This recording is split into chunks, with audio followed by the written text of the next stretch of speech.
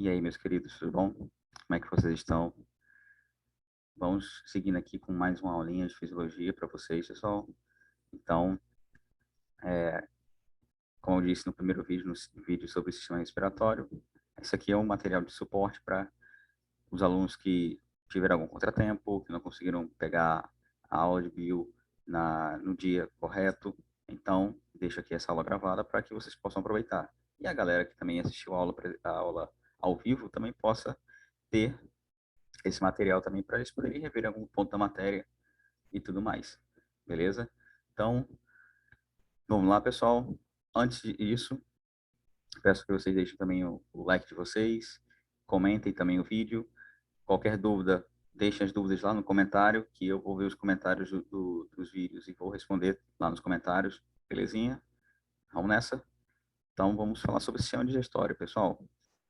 Sistema digestório é um dos sistemas que, assim, que a gente pode ver bastante em vestibulares, certo? É um sistema grande, porque tem muitas partes e tem muita ação de enzimas, que é o grande destaque para isso, para esse sistema. Beleza? Então, para que serve um sistema digestório? Para que eu vou querer um sistema digestório, André? Para que esse danado serve? Então, vamos lá.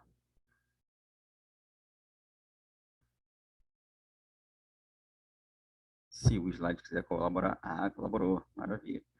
Deixa eu me jogar aqui para o lado, pessoal, para vocês poderem ver. Pronto, estou aqui no meio. Então, vamos lá, pessoal. Bom, digestão é o fenômeno em que os alimentos, por meio de ações mecânicas e químicas, se tornam partículas menores para absorção e nutrição.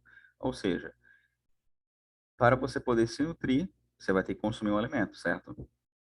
Ninguém vive de brisa ou faz fotossíntese, ok? Ninguém é clorofilado, que eu acredito que não tenha nenhum organismo clorofilado assistindo esse vídeo. Mas vamos lá.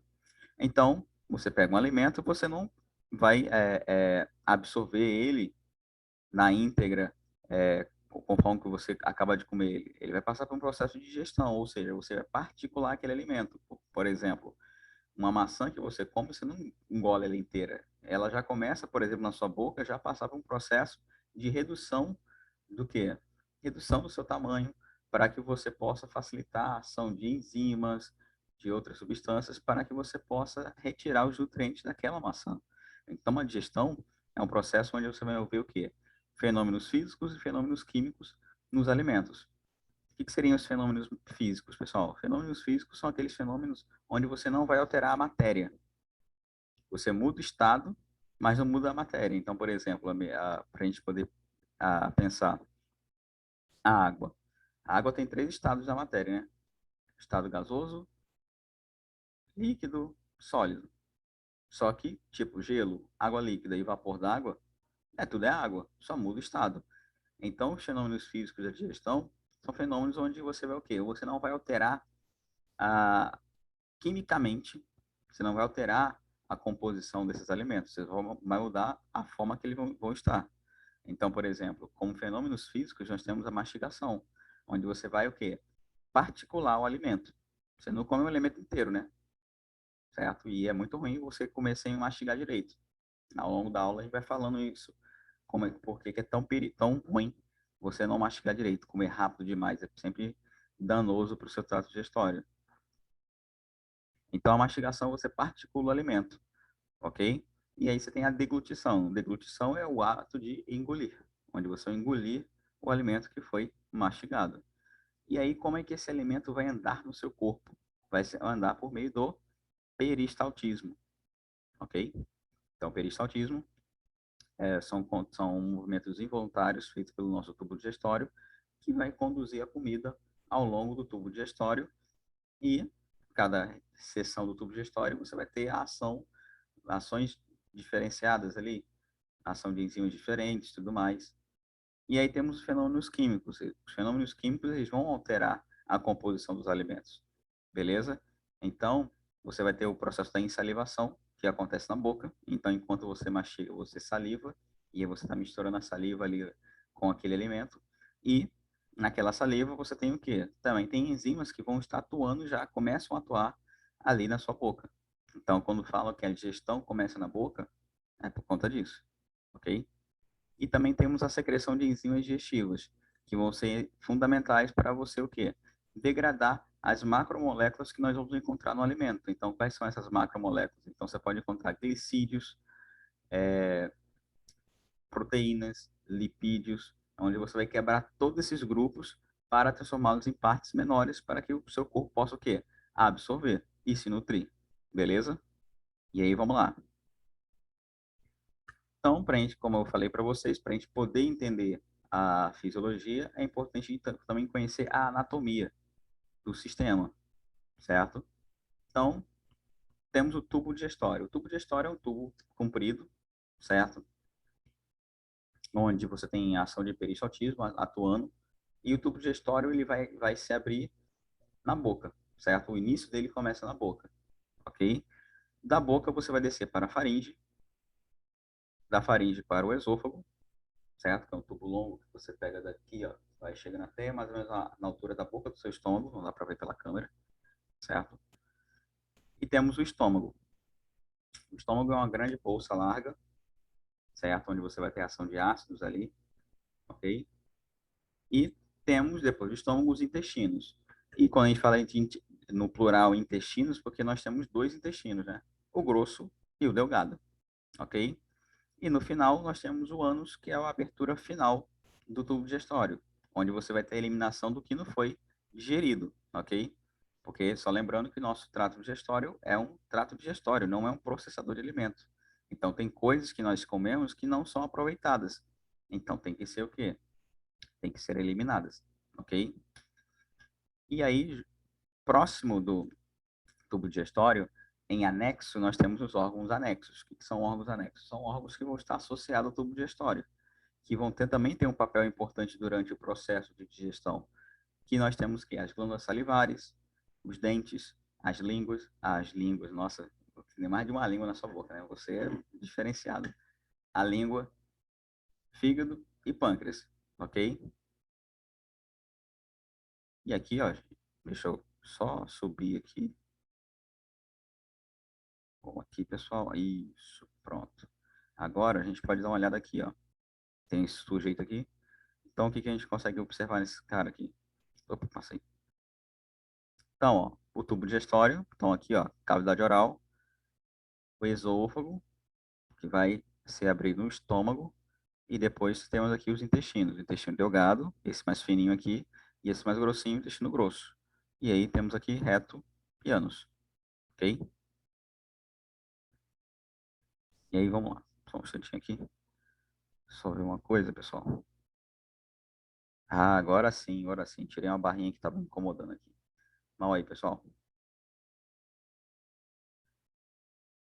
Vou tomar uma aguinha aqui para molhar as palavras e vamos seguir. Então, vamos lá. Então, todas essas regiões aqui, ó, configuram o tubo digestório. E a gente pode ver também que temos as glândulas anexas. Então, ó, aqui na região da cabeça, nós temos aqui, ó, as glândulas salivares. Então, temos a glândula parótida, sublingual, e também tem uma outra que não está representada aqui, que é a submandibular, que também é uma outra glândula salivar, ok? A parótida, ela fica aqui, ó, próximo da nossa orelha. É essa glândula que ela inflama, ela incha quando a gente tem cachumba, certo? Então fica aquele bolo aqui, tal. A sublingual fica debaixo da língua e a submandibular fica debaixo da mandíbula, ok? Também podemos ver aqui como também glândula anexa. Temos o fígado, certo? Vesícula biliar e aqui, ó, o pâncreas, ok? O baço, pessoal, ele não faz parte do trato digestório, ele faz parte do trato linfático, ok?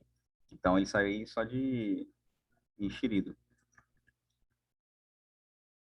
Então vamos lá. Então, o processo digestivo, pessoal. Então vamos começar a digestão. Então vamos pensar, vamos aqui, vamos pegar aquele clássico PF, certo? Estou gravando agora na hora do almoço, minha mãe já veio me avisar aqui que tá sem rango já pronto já. E aí vamos fazer aquele clássico PS, né? PF. Então, arroz, feijão, vamos botar ali um bife bacana, uma batatinha frita e vamos botar uma saladinha ali com alface, tomate ali, só para a gente falar que é light, ok? Ah, então vamos lá. Então, o processo digestivo vai começar onde? Na boca. Na boca você vai ter a trituração dos alimentos, ok? Então você vai o quê? particular o alimento. Você não vai botar a comida na boca e engolir diretamente. Não. Você mastiga, mastiga, depois para você engolir, né? E aí, vamos lá. Durante a trituração, enquanto você está mastigando, você vai ocorrer a insalivação, que vai ser a saliva produzida pelas glândulas salivares. Ela vai possuir, ela tem, a saliva ela possui uma enzima chamada pitialina. Só que também tem um outro nome que é importante lembrar, que é a amilase salivar. Ou seja, lembra que eu falei com vocês há um tempo atrás que as enzimas elas têm um sufixo ase, que já determina que é uma enzima, e, e o prefixo dela já indica qual é o substrato que ela vai atuar. Então, se eu falo uma amilase, é o quê? É uma enzima que degrada amido, ok? Então, a pitialina também vocês podem ver também na literatura ou em questões vestibulares, ou até mesmo eh, em questões vestibulares, em exercícios, tudo mais, ou na literatura, vocês podem ver o termo, em vez de pitialina, que é um termo mais antigo, de ver o termo amilase salivar. Então, ó, atenção, pitialina é a mesma coisa que amilase salivar, hein? Vamos embora. E aí você vai transformar amido em maltose, ok? E aí você engole. Passa pela faringe, certo? A faringe, como a gente viu, ela também é o quê? É um órgão comum ao trato respiratório, que a gente viu na aula passada, ok? E aí, beleza. Quando você faz essa mistura de comida com saliva, você faz um bolo alimentar. Criança pequenininha adora mostrar o bolo alimentar, né? Pro coleguinha, né? Ela come, mastiga, mastiga, aí mostra, olha o que eu tô comendo. Aí abre a boca lá, aí mostra o que tá comendo. Criança faz muito isso. Criança é muito didática. Presta atenção nas crianças. E aí, como é que essa comida vai descer, pessoal? Vai se dar pelo peristaltismo, que é uma contração involuntária do trato digestório, certo? Que ele vai o quê? Ele contrai no ponto e relaxa no outro, e aí a comida vai sendo o quê? Conduzida pelo trato digestório. Você não precisa pensar para que a comida desça, certo? E esse peristaltismo é tão bom que, por exemplo, você pode conseguir engolir de cabeça baixo, sem o menor problema, beleza? Até mesmo beber água de cabeça baixa. Mas beber água de cabeça baixa não recomendo, porque a chance de você se afogar é muito grande. Aí você vai tentar beber água de cabeça baixa, entra pelo nariz, aí se afoga, é um drama de vida. Melhor não fazer isso, não. Faça não. E aí, pelo peristaltismo, a comida vai sendo conduzida e vai descendo pelo tubo digestório. E aí chegamos aqui no esôfago, e da entrada do esôfago nós temos uma pequena válvulazinha, uma pequena estrutura, que é a epiglote. A epiglote ela vai controlar a entrada e saída de ar do nosso trato respiratório e também protege o trato respiratório contra o quê? Contra a entrada de comida. Vocês nunca pararam para pensar que quando vocês engolem, vocês não respiram? Você engole qualquer coisa, seja água, seja comida sólida, você não respira. Por quê? Porque a sua epiglote tapa a entrada do trato respiratório da sua laringe. E aí impede que a comida entre. E aí vem aquele trama. A galera que gosta de comer rápido. Tem gente que come em 5 minutos, um prato cheinho. O que acontece? Quando você começa a comer muito rápido, a sua epiglote ela vai também acompanhar, né? Então ela vai ficar enlouquecida assim, se mexendo. Só que chega uma hora que, tipo, uma hora que você engole, ela, em vez de ela fechar, ela vai acabar ficando aberta. E aí nisso vai aquele caroço de arroz no teu pulmão. E aí você tosse, tosse, quase morre, numa loucura, até você conseguir desengasgar. Certo? Então, por isso que é importante comer devagar, pessoal. Coma devagar, não saia comendo rápido, não. Aproveite o momento que você tem para poder se alimentar, para dar aquela relaxada, come tranquilo. Eu sei que não, nem sempre dá para fazer isso por conta da correria que a gente vive, mas faz parte, ok?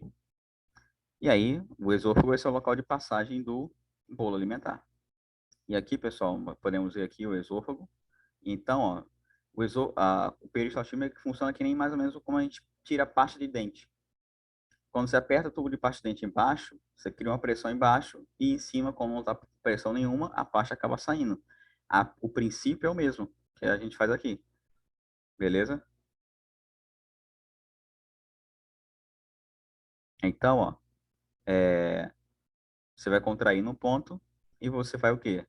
Vai descer, contrair no ponto e relaxa no outro ponto. E aí a comida vai andando lentamente pelo tubo digestório, ok? E aqui, ó, essa imagem que a gente pode ver aqui, ó, essa área que eu estou circulando aqui com o meu cursor, é a epiglote. Então, ó, aqui é a entrada do esôfago e aqui a entrada da laringe. Então, quando você engole, o que acontece? O epiglote ela vai descer e ela vai bloquear a passagem da laringe para a comida ir diretamente para onde? Para o esôfago, ok? E aí, quando você respira, a epiglote ela abre para que o ar que está entrando pelo nariz entre pela laringe, ok? E aqui um gifzinho, deixa eu me afastar um pouquinho para que vocês possam ver aqui. Pronto. Então, a mastigação, como acontece, a língua, pessoal, tem um papel muito importante, porque a língua ajuda a misturar a comida dentro da boca da gente e também ajuda no processo do quê? De deglutição, ok? Então, ó, quando você engole, olha só aí, o movimento que a epiglote faz, olha que legal. Bacana, né? Ela se fecha para poder o bolo alimentar poder passar aí diretamente para o esôfago. Isso é lindo demais. É lindo. Faço, eu estudo biologia há tanto tempo, mas o encantamento permanece. E aí, quando a gente desce, pessoal, chegamos no estômago. O estômago a gente vai ter uma realidade diferente aqui, né? Você vai ter uma realidade do pH 2 ou 1,5. Esse valor de pH é um pH ácido, certo? Então, o estômago é um ambiente muito ácido, muito por conta da secreção do quê? Do ácido clorídrico, certo? O estômago, pessoal, ele vai secretar duas coisas: ácido clorídrico e o pepsinogênio. O pepsinogênio nós chamamos de é uma enzima chamada de zimógeno. O que, que é isso? É uma enzima que é produzida de uma forma inativada. E ela precisa de uma determinada condição para que ela possa se ativar. No caso, o pepsinogênio, ela usa esse pH ácido, esse ácido clorídrico, para poder sofrer modificações para se tornar uma enzima ativa, certo? E aí se torna a pepsina. E aí a pepsina, pessoal, é uma enzima proteolítica que degrada proteínas em polipeptídeos. Então, daquele PF que a gente comeu, só lembrando, na boca você tem digestão de amido, né? Só que a digestão do amido é muito breve ali. Então, onde que a gente vai encontrar amido naquele prato, naquele PF lá? A gente vai encontrar amido na batata frita que você colocou no prato. A gente vai encontrar amido no arroz, no feijão, beleza? Só que, só para a gente poder dar continuidade, não vai dar tempo de digerir todo o amido que está ali na boca, porque a gente rapidamente engole, né? E aí, vamos lá. E aí, as proteínas começam a ser digeridas aqui no estômago. Então, onde que você vai encontrar proteína? Você vai encontrar proteína no bife que você botou no prato, certo? Vai ter proteína ali. E você já começa a transformar a proteína, que é uma molécula grande, em moléculas já menores, como os polipeptídeos, ok? E aí, quando a comida chega no estômago, você vai ter o quê? Você já vai ter o estômago vai fechar seus esfíncteres, tem um esfíncter esofágico aqui em cima, na boca do estômago, e o esfíncter pilórico, que tem a ligação com o duodeno. Eles vão se fechar e o estômago vai funcionar como uma batedeira. Ele começa a fazer contrações para poder misturar as suas secreções com esse bolo alimentar. E aí aquele bolo alimentar já começa a mudar para o quê? Para se tornar um quimo, ok? O quimo é aquela coisa que você vomita quando você come e passa mal, ok? Beleza? Então vamos lá.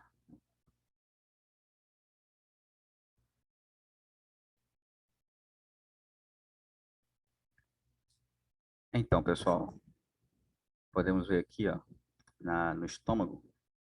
Então, ó, ele é uma grande bolsa musculosa, cheia de musculatura lisa. É uma musculatura que tem contração lenta e involuntária. E ele tem essa mucosa que consegue suportar a acidez produzida pelo estômago. Então, essa mucosa está sempre em constante renovação, certo? E aí, quando a gente tem situações como, por exemplo, algumas enfermidades como gastrite e tal, a gastrite seria uma irritação na mucosa do estômago. A gente pode ver aqui, ó,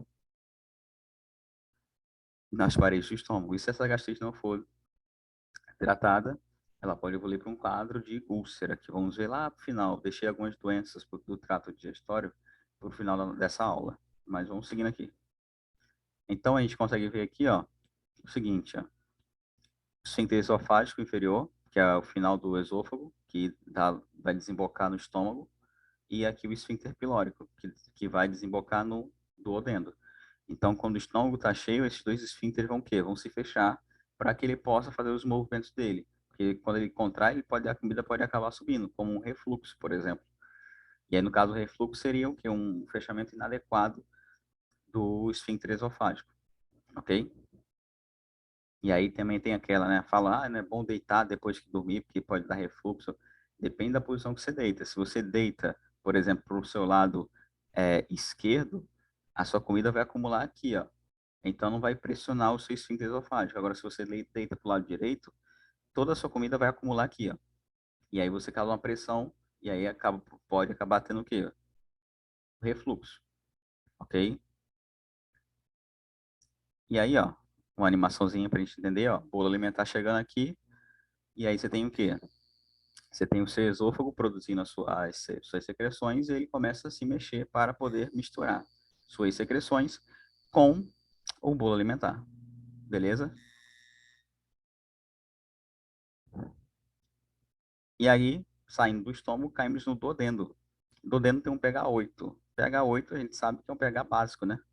Então, você tem uma mudança muito brusca de pH. Você é um ambiente bem ácido, agora um ambiente bem básico. Bem básico não, mais básico. Ok? E aí, o que vai acontecer no duodeno? O duodeno é a primeira porção do intestino delgado. E aí, o que vai acontecer? No intestino delgado, ele vai ter três partes. Você tem duodeno, jejuno e ilho, ok? O duodeno é essa porção inicial que tem em torno de 20, 25 centímetros por aí. E é uma porção muito importante porque nessa região você vai ter a liberação de uma grande quantidade de substâncias que vão ser muito importantes para a digestão. Uma dessas substâncias vai ser a secreção da bile. A secreção é feita pela vesícula biliar, mas quem produz vai ser o fígado, certo? É que nem aquele lance, né? Você tem um compositor e o cantor. O compositor, ele escreve a letra, mas quem canta é o cantor, ok? E a bile, ela funciona como um emulsificador de gordura, como se fosse um detergente. Então, você tem uma gota bem grande de gordura, certo? Uma gotona. E aí, o que vai acontecer? Você vai ter enzimas que vão degradar esse lipídio, que são as lipases.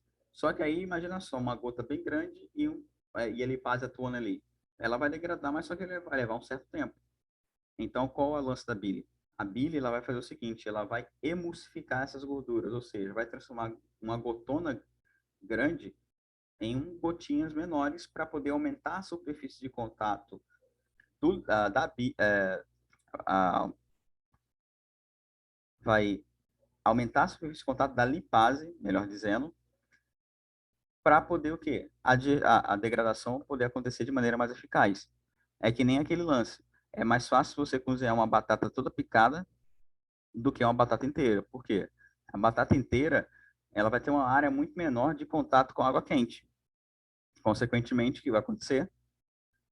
O cozimento dela vai demorar um pouco mais. E ainda pode ainda do que? O cozimento dela, ela cozinhar por fora e por dentro ela está toda crua. Agora a batata toda picadinha que você bota na água quente para poder cozinhar, ela cozinha muito mais rápido e tem uma área muito maior de contato com a água quente. Então ela tem um cozimento mais uniforme, certo? Ela cozinha muito melhor, ok?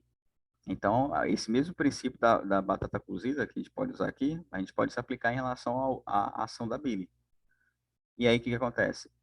Você também tem a secreção do suco pancreático. A gente fala suco porque é uma mistura de várias paradas que o pâncreas vai liberar, certo? Então ele vai liberar bicarbonato de sódio, que vai fazer com que o pH ácido que está vindo lá do quimo, que está vindo do estômago, seja alterado. Então vai elevar o pH nessa região do duodeno.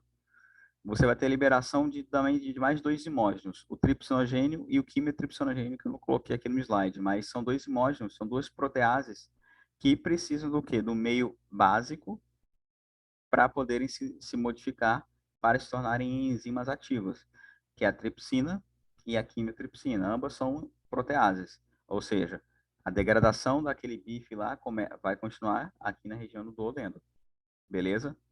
Você tem a amilase pancreática, que vai finalizar o amido que sobrou, então aquele amido que estava vindo lá da batata, do arroz, do feijão, vai ser finalizado aqui para virar maltose, ok? E os lipídios? Onde é que vai achar lipídio naquele prato? Pode ter, ó, gordura no feijão. Se você bota ali um baconzinho, bota ali uma carne seca, tem a gordura da batata. Você fritou a batata com óleo, né? Então tem a gordura ali. Pode ter a gordura do azeite que você botou na salada, certo? A própria gordura do bife, certo? Então os lipídios vão se transformar em ácidos graxos e glicerol, ok? Que são as menores unidades do lipídio, ok? E aí, temos aqui, ó, para a gente poder dar uma olhadinha, o fígado bonitão aqui, vesícula biliar. E aí temos o canal colédoco, que é um canal por onde vai sair a bile. E esse canal colédoco, ele se liga com o canal pancreático. Rola tipo uma anastomose, uma combinação, uma fusão desses vasos. Então, a secreção pancreática, o suco pancreático e o bile são liberadas juntas, aqui nesse pedaço do duodeno, ok? E aí temos aqui o intestino delgado. Então, a gente já está pegando, depois do duodeno, vamos pegar o que agora o jejum e ilho. São as outras duas porções. E, no caso, o jejum é a porção maior do intestino, pessoal. Tem cerca de uns 4, 5 metros por aí. É, pipa que não acaba mais. Vamos lá. E aí, no intestino delgado, você tem o quê? A secreção do suco entérico. Sempre que você ouvir esse termo entérico, é sempre referente a intestino. Por exemplo, o cara teve lá uma gastroenterite. Então, ele teve uma infecção que pegou o estômago e intestino. Ok? E aí, no intestino, pessoal, você vai ter o quê? Você vai ter liberação de maltase, que vai transformar a maltose em glicose, ou seja, no monossacarídeo. Então, quando você chega ao nível de glicose com carboidrato, você não tem mais o que quebrar. Só é o quê? Só absorver. Tem as peptidases, que vão transformar os polipeptídeos em aminoácidos. Aminoácido é o quê? Unidade básica para a formação de proteínas. Então, aminoácido você não consegue quebrar mais. Ou seja, já está pronto para absorver. Vai ter um lipídio, uma lipasezinha, porque vai que escapa um lipídio ali. Então, o suco entérico já dá cabo dele. E aí você tem o quê? Glicose, aminoácidos, ácido graxo, glicerol. Você também pode ter vitaminas que você pode ter tirado da salada, também vitaminas ali do feijão, do arroz, do próprio bife. E aí você vai o quê? Vai acabar absorvendo isso aí. Porque o intestino delgado, a função dele é o quê? Absorver os nutrientes. Então, a absorção desses nutrientes vai se dar pelo intestino delgado, ok? E aí o quimo já virá o quilo. Ou seja, aquele prato PF bonitinho que você estava comendo já não tem mais cara de PF já, ok? E aí vamos lá. E aí a gente pode ver a morfologia dessas estruturas. Então você tem aqui, ó, duodeno. Então o duodeno vai até mais ou menos aqui e a partir dele você tem o jejum, ok?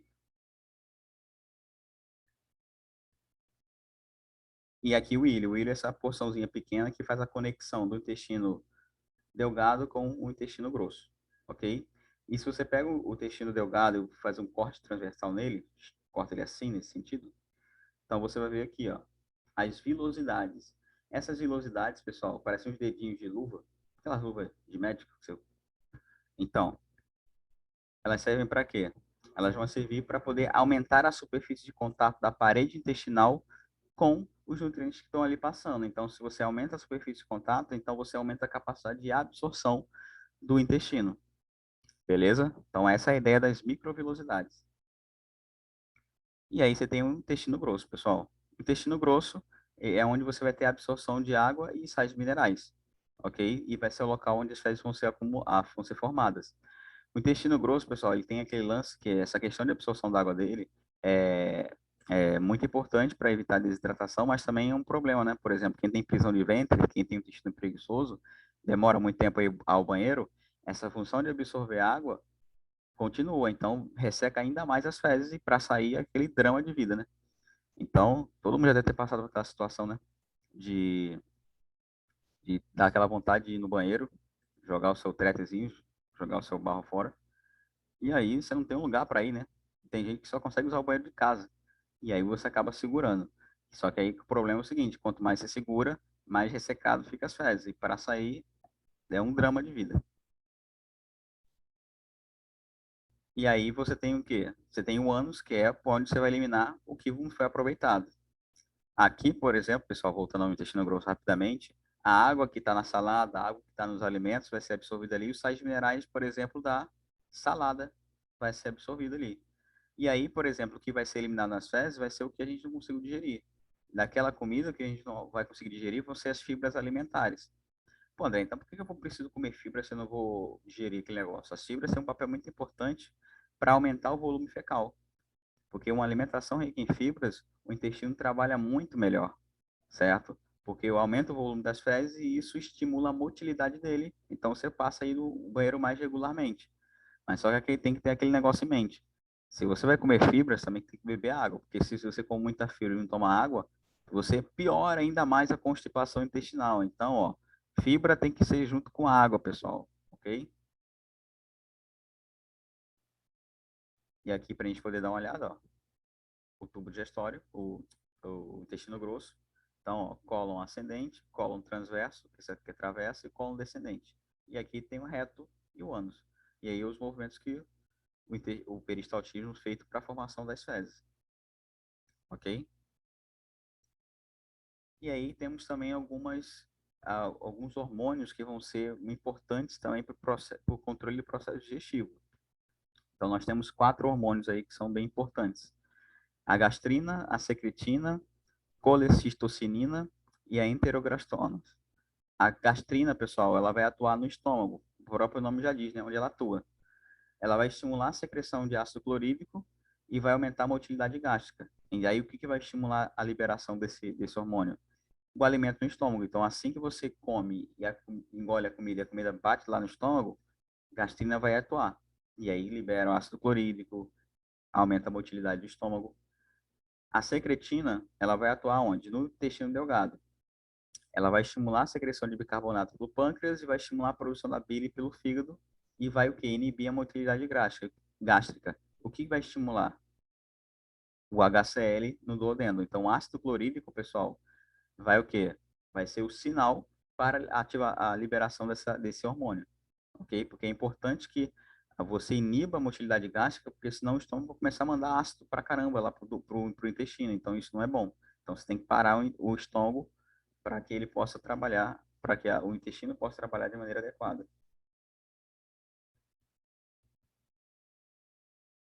Temos também a colecistocinina. A colecistocinina, ela vai atuar também no intestino delgado, ela vai estimular a liberação das enzimas pancreáticas, a liberação da bile pela vesícula biliar. E aí, o estímulo vai ser o quê? A presença de proteases, peptonas, ou seja, a proteínas ali atuando, enzimas proteolíticas, certo? A própria gordura no duodeno vai estimular a liberação dessas enzimas, da ação desses hormônios, melhor dizendo. E aí temos a enterogastonas, que vão atuar no intestino delgado, inibindo a motilidade gástrica. Então, o estímulo vai ser gordura no duodeno. Então, outro hormônio aí atuando também nessa questão. E aí nós temos algumas doenças do sistema digestório, como por exemplo a gastrite. A gastrite seria a mais comum, ela é causada pela essa bactéria aqui, ó, H. pylori. O estômago é um ambiente muito hostil para qualquer micro-organismo, tanto é que o ácido clorídrico ele tem uma ação bactericida. Então, às vezes você come alguma coisa que está contaminada, aquele contaminante, aquela bactéria que vem no alimento, acaba morrendo no estômago por conta do ácido clorídrico. Só que a H. pylori ela é muito ninja, e ela consegue sobreviver àquele ambiente é muito ácido.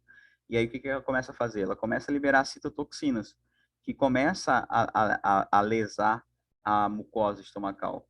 E aí começa a causar uma irritação. E aí, quais são os sintomas de gastrite? Você tem azia, aquela estômago estufado, tal. Então, essa é a gastrite mais comum causada pela H. pylori. Essa aqui tem tratamento. Você faz um tratamento com uma série de medicamentos para poder matar essa bactéria. Só que tem outras coisas que podem causar gastrite. O estresse, gastrite nervosa, certo? A galera de hoje que é muito ansiosa e tudo mais, por conta do estresse, pode causar gastrite. Gastrite medicamentosa, então tem medicamentos, se você faz uso prolongado de medicamento, pode desenvolver uma gastrite medicamentosa, ok? E aqui, ó, uma endoscopia, que é aquele exame que você bota aquela cânula pela garganta e chega lá no estômago. Então, se a gente consegue ver aqui, ó, no canto superior esquerdo, você vê a parede do estômago bem irritada, cheia de calombinhos, então isso é um quadro de gastrite, ok?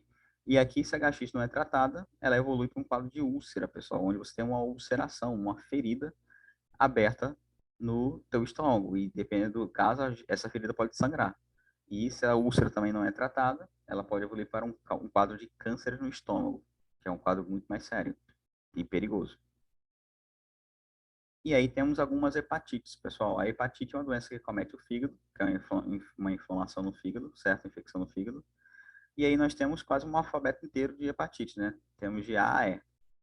E aí nós temos o seguinte, a hepatite A e E, você contrai por meio de água e alimentos contaminados. Já a B, C e D você pega de outras maneiras. Então, por relações sexuais. Então, essas hepatites B, C e D, elas são consideradas como ISTs, certo? Tatuagens, então é importante você saber, por exemplo, onde você vai fazer a sua tatuagem. Você não vai no pé sujo fazer a sua tatuagem. Se você quer fazer a sua tatuagem, procura alguém que usa material descartável, tudo mais, que higieniza todo lugar, ok? Transfusão de sangue, também quando você for doar sangue, mas aí aqui, por exemplo, no Hemorrio, por exemplo, que é o local de mais coleta de sangue, você vê que tem todo um cuidado e tudo mais, então não tem muita dor de cabeça em relação a isso. Então, quem puder, aconselho que vá doar sangue, porque tem sempre gente, alguém precisando de sangue por aí, ok? Seringas contaminadas, então, gente que compartilha seringa tem chance de desenvolver essas hepatites. Também outra coisa também em relação à questão de manicure. Se você vai fazer suas unhas na manicure, pessoal, no pedicure, leve seu alicate que você usa para poder fazer ou certifique-se que o alicate que está sendo utilizado foi devidamente esterilizado para que possa ser usado em você. Beleza? Então, a hepatite ela causa uma inflamação no fígado que o fígado para de funcionar de maneira adequada. Então, ele começa a liberar no sangue uma substância que é precursora da bile, que é a bilirrubina. E aí a pessoa fica com um aspecto amarelado. Pele amarelada ou também outras regiões do olho amarelada. Então, por exemplo, como a esclerótica, que é a parte branca do olho, fica com bilirrubina, ela fica amarelada. Então, a hepatite ela é causada por um vírus, certo? E aí, o que acontece? A, A hepatite pode ser viral, mas também pode ser o quê? Causada por medicamento. Se você usa o medicamento durante muito tempo, você pode ter uma hepatite medicamentosa. Ou faz uso de muita bebida alcoólica, pode também ter um quadro de hepatite. E a hepatite, se ela não é tratada, ela pode evoluir para um quadro de cirrose. Então, muita gente acha que cirrose só se dá também por bebida alcoólica. Não. Má alimentação, se você come uma dieta muito rica em gordura, você começa a ter um quadro de esteatose hepática, que é gordura no fígado. E essa gordura no fígado, se não for tratada, vira cirrose. Uma hepatite medicamentosa, se você toma muito medicamento e tudo mais, tem um quadro de hepatite, e aí pode evoluir para uma cirrose medicamentosa também. Então, tem várias maneiras aí de desenvolver cirrose, pessoal. Não somente por cachaça, ok? Então é isso, meus queridos. Muito obrigado aí pelo apoio de vocês. Novamente peço que vocês deem o feedback nos comentários. Qualquer dúvida, mandem lá nos comentários que eu respondo para vocês. Deem o like de vocês. Sigam o meu canal também para vocês poderem receber as notificações sempre que eu postar vídeo novo. Tá legal? Meus amigos, até a próxima. E estudem. Boa sorte aí nesses vestibulares da vida. Fiquem bem e cuidem de quem vocês amam.